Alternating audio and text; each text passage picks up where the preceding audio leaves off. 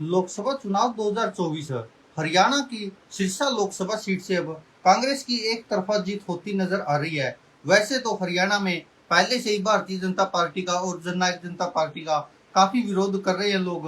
और जिस तरह से लगातार हमने देखा भी है कि जो भारतीय जनता पार्टी के प्रत्याशी है या जननायक जनता पार्टी के प्रत्याशी है, उनको तो गांव में घुसने तक नहीं दिया जाता।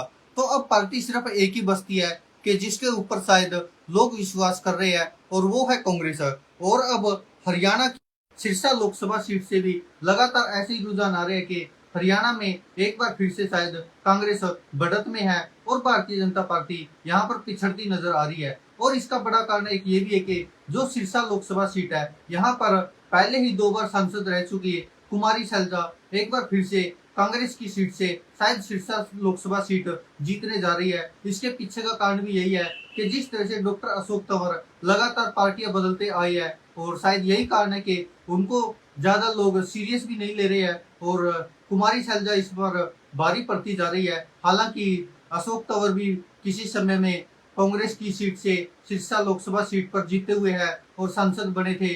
और एक समय था कि कुमारी सैलजा भी हरियाणा कांग्रेस की प्रदेशाध्यक्ष रह चुकी है और अशोक तंवर भी प्रदेशाध्यक्ष रह चुके हैं। लेकिन अब जिस तरह से लगातार रुझान आते जा रहे हैं और जिस तरह का माहौल बनता जा रहा है, तो अब लग नहीं रहा कि कहीं से भी अशोक तंवर मुकाबले में नजर आएंगे कुमारी सैलजा के। क्योंकि जिस तरह से एक तो पहले ही किसान लगातार विरोध कर रहे हैं जिस तरह से भारतीय जनता पार्टी के प्रत्याशियों का, तो हमने देखा भी है कहीं कहीं बहुत जगह भारतीय जनता पार्टी के जो प्रत्याशी है चुनाव प्रचार करने जाते हैं तो लगातार उनका विरोध किया जाता है। और अशोक तंवर का भी अपने ही सिरसा में लगातार विरोध होता रहा है। और डबूवाली में भी देखा था किस तरह से किसान लगातार उनका विरोध कर रहे थे, उनसे सवाल पूछ रहे थे।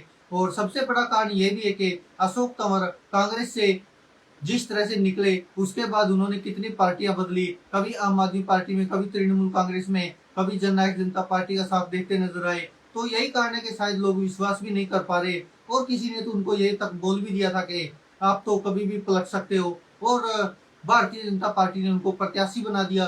चलो हो सकता है कि भारतीय जनता पार्टी की मजबूरी रही हो, क्योंकि उनके अलावा कोई शायद सिरसा से ऐसा कैंडिडेट ना मिला हो जो कुमारी सैलजा के शायद टक्कर भी ले सके। लेकिन जैसे ही कांग्रेस ने कुमारी सैलजा का नाम आगे किया था सिरसा की लोकसभा सीट से, तो उनकी जीत तो पहले ही तय हो चुकी थी। और अब जिस तरह के रुझान आ रहे लगातार, अभी जो पूर्व पंचायत मंत्री है और टोहाना से विधायक है जननायक जनता पार्टी के नेता देवेंद्र सिंह बबली, जो कि अपने टोहाना में बहुत बड़े मार्जिन से जीत हासिल की थी, 50,000 से ज्यादा वोटों से भारतीय जनता पार्टी के प्रत्याशी और सुभाष बराला को हरा दिया था। तो उसी कारण शायद अब देवेंद्र सिंह बबली के पास भी और कोई रास्ता नहीं था और उन्होंने भी अब हार कर अंत में आते आते आज भारतीय जनता पार्टी की तरफ उनका रुझान बताया जा रहा था। लेकिन शायद उनकी आपस में बात नहीं बन पाई, क्योंकि भारतीय जनता पार्टी से भी एक बड़े नेता और राज्यसभा सांसद सुभाष बराला है, तो वो शायद चाहते भी नहीं होंगे किसी भी कीमत पर कि देवेंद्र सिंह बबली उनकी जगह ले। और शायद यही कारण रहा है कि भारतीय जनता पार्टी ने उनको ज्यादा भाव नहीं दिया होगा।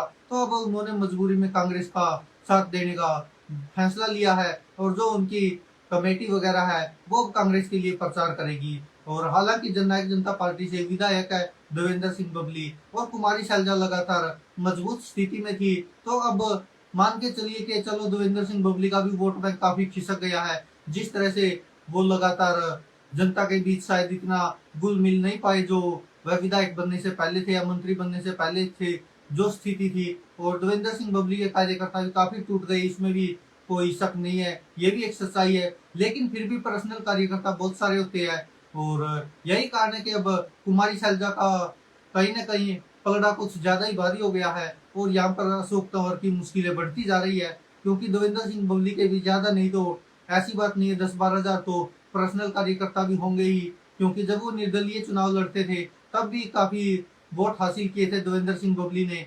और अभी भी लोग उम्मीद लगा रहे हैं कि ज्यादा नहीं तो 10-12 हजार वोट तो शायद देवेंद्र सिंह बबली के समर्थन करने से भी कुमारी सैलजा की ओर जाएंगे। हालांकि जो भी देवेंद्र सिंह बबली को समर्थन करते थे वो ज्यादातर लोग पहले ही कांग्रेस के साथ हो लिए हैं, क्योंकि आप भी समझ ही सकते हैं कि जीत की तरफ ज्यादातर लोग चले जाते हैं और यहाँ पर कुमारी सैलजा का माहौल बना हुआ था।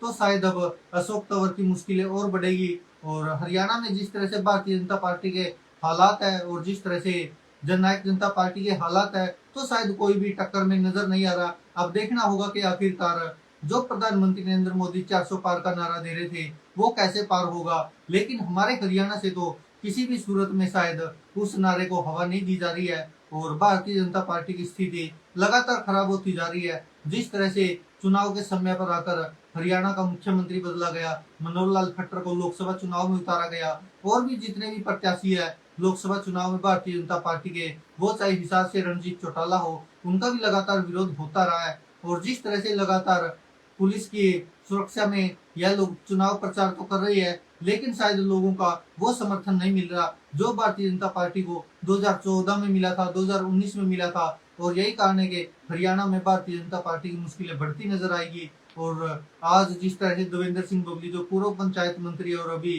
टोहाना से विधायक है, तो उन्होंने भी भारतीय जनता पार्टी का साथ देने की बजाय कांग्रेस का साथ देना सही समझा, क्योंकि उनको भी शायद उम्मीद होगी कांग्रेस से ही। और विधानसभा चुनाव तो अभी दूर है लेकिन उनकी रणनीति अभी से तैयार हो रही है। जिस तरह से देवेंद्र बबली ने कांग्रेस का समर्थन किया, हालांकि वो चुनाव प्रचार नहीं करेंगे जननायक जनता पार्टी के नेता अभी, लेकिन उनके जो कार्यकर्ता, उनकी जो कमेटी है, जो सलाह की है उन्होंने, तो वो उनका प्रचार करेगी। और कांग्रेस का समर्थन दिया तो कहीं ना कहीं कुछ न कुछ असर जरूर पड़ेगा। हालांकि कुमारी सैलजा पहले से ही बढ़त बनाए हुए है और लगातार अशोक तंवर पिछड़ते नजर आ रहे थे। और अभी तो शायद अशोक तंवर और देवेंद्र सिंह बबली की भी काफी नजदीकियां थी। एक समय था जब कांग्रेस में थे अशोक तंवर, तो देवेंद्र सिंह बबली भी उनके साथ आए थे और शायद देवेंद्र सिंह बबली को भी इंतजार होगा तब कि शायद कांग्रेस की सीट उनको मिलेगी, लेकिन ऐसा हुआ नहीं है। और उसके बाद जननायक जनता पार्टी ने विधानसभा चुनाव लड़वाया देवेंद्र सिंह बबली को और उन्होंने सुभाष बराला को और कांग्रेस के जो परमवीर सिंह थे उनको बुरी तरह से हराया और काफी बड़े मार्जिन से जीत हासिल की थी।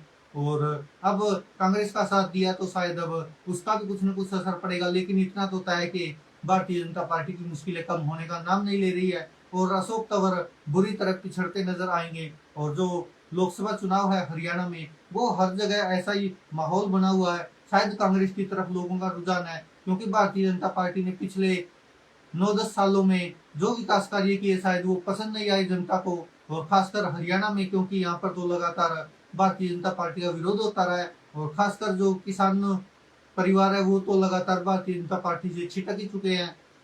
आप देखकर चलिए कि जो भारतीय जनता पार्टी के समर्थक होते थे किसान या जाट बाहुल्य इलाका, तो यहाँ पर भारतीय जनता पार्टी का विरोध हो रहा है। और यही कारण है कि जो किसान है वो लगातार भाजपा से नाराज है। और किसान आंदोलन में जिस तरह से लगभग 700 किसानों की शहादत हुई थी, शायद ये भी एक बड़ा कारण है कि भारतीय जनता पार्टी के खिलाफ लगातार लोग प्रदर्शन कर रहे हैं और उनकी खिलाफत कर रहे हैं। और अब अशोक तंवर की सिरसा लोकसभा सीट तो शायद मुश्किलें निकलनी भारतीय जनता पार्टी के लिए।